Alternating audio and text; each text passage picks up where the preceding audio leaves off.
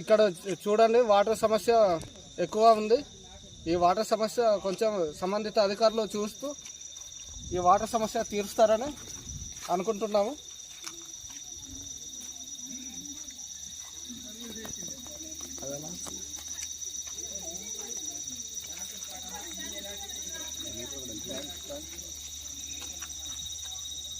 చూడండి, water tank ఇలా ఈ విధంగా ఉంది. ఏదమ్మా తల్లి నువ్వు ఆడేస్తున్నావు.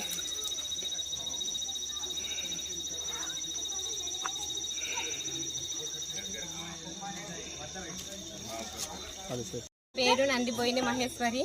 నేను వార్డు మెంబర్ని. ఇక్కడ మాకి ముండికోట గ్రామంలో వాటర్ అనేది చాలా పెద్ద సమస్యగా మారింది. వాటర్ ఎండాకాలం అయితే అస్సలు రాదు, తగ్గిపోతుంది. వర్షాకాలం వస్తుంది, కానీ అది కొండ మీద నుంచి వస్తుంది. ఆ వాటర్ అది ఊటలో కలిసి మాకు రావడం జరుగుతుంది. అది తాగి పిల్లలు కానీ పెద్దలు కానీ మలేరియా, డయేరియా అలాంటి సమస్యలు చాలా ఎదుర్కొంటున్నాం మా గ్రామంలో. బోరు సంవత్సరం అవుతుంది తీయించారు, కొలతలు కూడా ఇచ్చేసారు, కానీ ఆ కొలతలు అలాగే ఉంది, సమస్య అలాగే ఉంది. కానీ మాకు వాటర్ మాత్రం రావట్లేదు.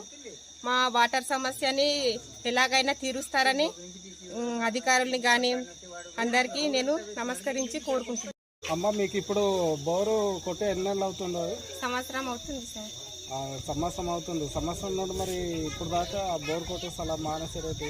మరి ఇప్పుడు కుళాయిలు వేయాలి లేదు సార్. కొలతలు ఇంటింటి కుళాయి అన్నారు సార్. అన్నారు కొలతలు తీసుకున్నారు, ఇంకా ఏ పనులు అయితే ఏం జరగట్లేదు. దాని గురించి అయితే మాట లేదు, ఏమీ లేదు సార్. అవునమ్మా, మాకు వాటర్ అయితే చాలా ఇబ్బందిగా ఉంది. మాకు దూరం నుంచి వెళ్ళి తెచ్చుకోవాలి సార్. ఇప్పుడు మరి ప్రస్తుతానికి ఈ నీళ్ళే తాగుతున్నాం సార్. ఈ నీళ్ళు బాగా తగ్గిపోయింది సార్. తగ్గిపోవడం బట్టి పిల్లలు కూడా దురద ఇలాంటిది బాగా వచ్చింది సార్. పిల్లలు, మా ఊరు పిల్లలకి అయితే గజ్జి అలాంటివి. అంటే వాటర్ పైన వచ్చేవన్నీ కలుషితమై వర్షం పడితే అక్కడ ఊట దగ్గర కొండ నుంచి వచ్చే ఉబ్బురం అంతా ఊట దగ్గర కూరుకుతుంది సార్. అక్కడ నుంచి ట్యాంకుకి వస్తుంది. ఆ వాటరే తాగుతున్నాం సార్. ఆ వాటరే అన్ని దానికి ఉపయోగించుకుంటున్నాం. దాన్ని బట్టి ఇలాగే గజ్జి, దురదలు, వర్షాకాలం అయితే మలేరియా, డయేరియా అలాంటివి బాగా వస్తున్నాయి సార్ మా ఊళ్ళో.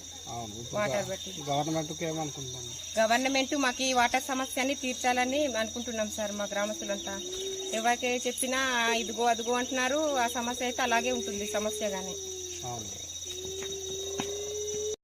మరి మీరే ఏదైనా చేసి వాటర్ నీట్గా వచ్చేలాగా చేయండి.